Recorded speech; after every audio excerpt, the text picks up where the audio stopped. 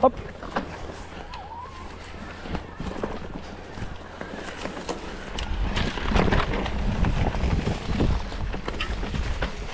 Jo, tohle.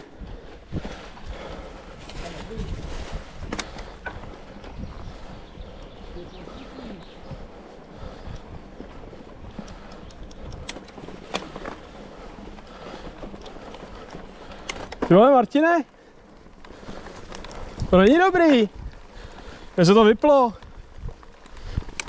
Co je? Já jsem přeskočil tu kládu a mně se vyplo kolo. A nechce Počkej. Jo, už. Dobrý. Co opět? Co to bylo? Ne, to asi... Jako není dobrý, já nechci, aby se mi vypínalo. To zase takový skok nebyl, ty vole. No, to jak se to věří, ty víš.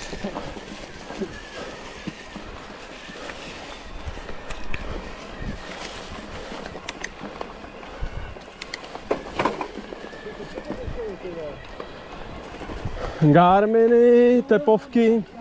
A tvůj otec, Jo. Musel otevřít ten protokol. Hele, a teďka mě fungují ty Garminy s tím Applem. Takže jsem neodspojili jako nikdy.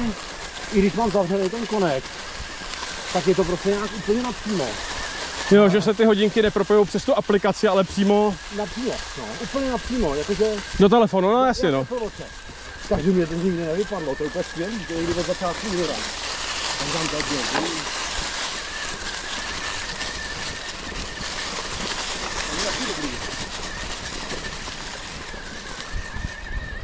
Je trošku sero, že se mi to kolo vyplo, ty vole. S tímhle jsem byl už dvakrát na reklamaci, víš? Jo, aha, no tak ty jo. Ne, jako pozor, to by byla třetí. A je ještě záruka, A pane Jahoda, a nechcete si za 1000 korun prodloužit záruku o rok? A já řekl, tak jo. Potřebujete ty upsely, doplňkový prodej, že jo? A on, jo no. Takže jsem to jako koupil.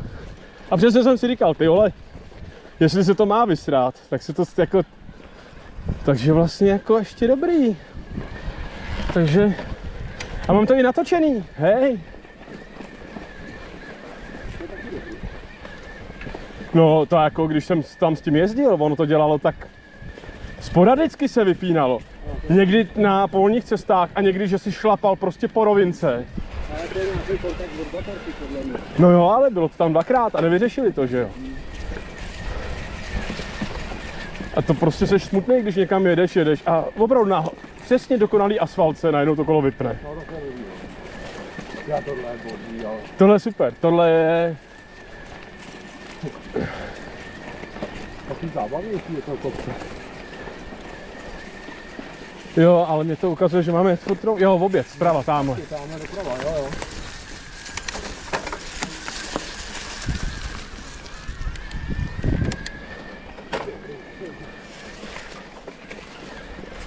Hele, to je ten horší kopec, viď? Jo, no, to stál za hovno, ty vole. Byl bych rád, kdyby si příště, ty vole, na takovýhle píčoviny dával pozor a neklikal to tam, vole. Protože tohle, vlastně nic, dobrý.